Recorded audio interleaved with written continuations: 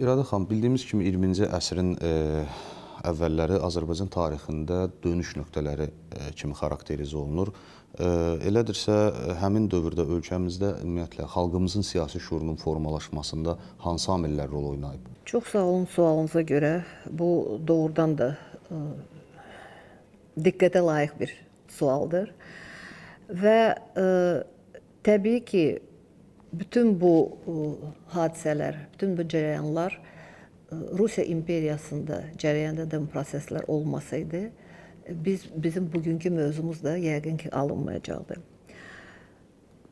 Əsas oydu ki, əsrin əvvəlində, 20-ci əsrin əvvəlində Rusiya imperiyası ciddi bir böhrana məruz qalmışdı və bu böhran tək Rusiya imperiyasına aid deyildi.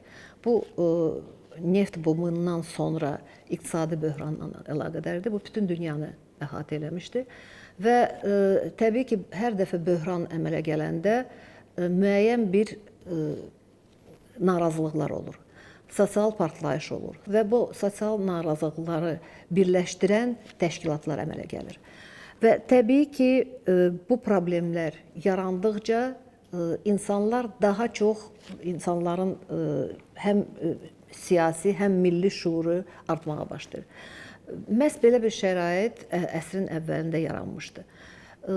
Təbii ki, burada bir çox amillər üst-üstə gəlirdi. Həm milli baxımdan, yəni Rusiyanın müstəmləkə siyasəti bir tərəfdən, digər tərəfdən iqtisadi vəziyyət, iqtisadi böhranın dərinləşməsi, üçüncü tərəfdən isə də milli şuurun artıq formalaşmağa başlaması. Çünki əsrin əvvəlinə biz əgər fikir versək, hələ 19-cu əsrin ikinci yarısından Azərbaycanda milli maarifçilik hərəkatı böyük bir cərəyan etmişdi. Və Bakıxanovu, yəni bu da daha çox aid etmək olmaz. Yəni Bakıxanov öz rolunu oynadı təbii ki. Ancaq Həsən bəy Zərdabi kimi, Mirzə Fətəli Axundov kimi insanlar meydana çıxandan sonra maarifçilik hərəkatı tamam başqa bir səviyyəyə keçdi. Və bu səviyyə təbii ki, gələcək prosesləri də şərtləndirdi. Onlardan sonra bizim böyük bir Seyid Əzim Şirvani, Mahmud Bəyev, sonra bir sıra maarifçilər meydana çıxdı ki, onlar artıq millətin, yəni təhsil alma prosesinə daha çox diqqət yetirirdilər və ilk üsul cədid məktəbləri meydana çıxdı.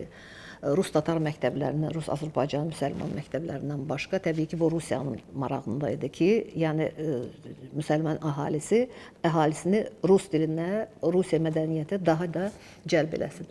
Lakin bu üsul cədid hərəkəti müasir məktəbin yaranması, milli zəmində müasir məktəblərin, yəni məscidlərin yanında yox, yəni sırf deməli, ziyalılar tərəfindən yaradılmış məktəbləri yeni, tamamilə yeni üsulla bir çox fənlərin tədris olunması təbii ki, bu prosesdə böyük bir rol oynadı və bizim böyük ictimai xadimlərimiz məhz bu nəsildən formalaşan bir, yəni necə deyərlər, belə bir pleyada idi, yəni belə bir nəsil idi.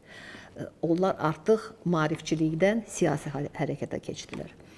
Və təbii ki, burada 20-ci əsrin əvvəlində bu böhrana görə bilirsiniz ki, böyük bir tətil hərəkatı başladı. İlk növbədə Bakı iqtisadi mərkəz olduğuna görə, yəni Bakı artıq 19-cu əsrin 70-ci illərindən sonra, yəni bu islahatlar keçiləndən sonra Bakı böyük bir iqtisadi və neft mərkəzinə deməli çevrilir və Bakıda da təbii ki, fəhlə hərəkatının da mərkəzinə çevrilir.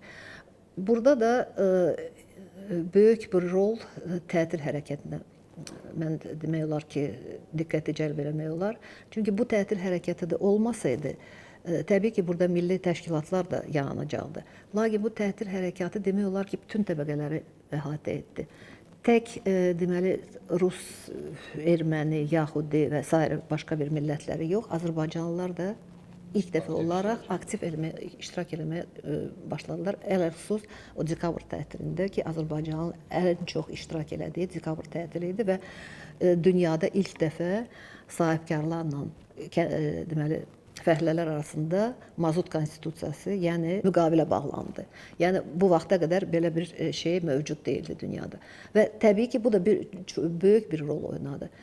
Sonra 1905-ci il deməli Rusiya inqilabı Bakıda da böyük bir hərəkətə səbəb oldu və Bakıda isə bu inqilabi hərəkətlər bilirsiniz ki, onları da yəni milli zəminə çevirməyə nail oldular. Milli zəminə çevirdikdən sonra məhz Azərbaycanlı toqquşmaları ilk dəfə 1905-ci ildə baş verdi. İnqilabi hərəkatı, yəni fəhlə hərəkatını yayındırmaq üçün məhz bu milli müstəviyə çevirdilər bunu. Bu da baş tutmayandan sonra, yəni bu hadisələr də təbii ki, böyük onların da qurbanları da oldu və bu hadisələr də bir çox milli partiyasının yaranmağa səbəb oldu. Lakin bundan sonra inqilabi hərəkat bütün Rusiyanı böləndən sonra 2-ci Nikolay məcbur oldu ki, Çar manifesti dərc eləsin. Oktyabrın 17-sində bilirsiniz ki, Çar manifesti nəşr olundu və bu manifest dərc olunandan sonra artıq müəyyən deməli insan hüquqları, müəyyən azadlıqlar cəmiyyətdə yayılmağa başladı və böyük bir təkan milli mətbuatın, ümumiyyətlə azad mətbuatın inkişafında böyük bir təkan verdi. Bu manifestin bəndlərində ilk bəndlərindən biri də mətbuat azadlığıdır. Silsilə qəzetlər açılmağa başladı və deməli məşhur Fransa tarixçisi var, Aleksandr Beniksin hesablamalarına görə ən çox deməli Rusiyada çıxan qəzetlərdən deməli 70%-ni, 70 ya 80%-ni Azərbaycanlı və Tatar mətbuatı təşkil edirdi. Bizim payımıza və Tatarlar da çox aktiv idilər o barədə və qalan xalqlar da 20% təşkil edirlər.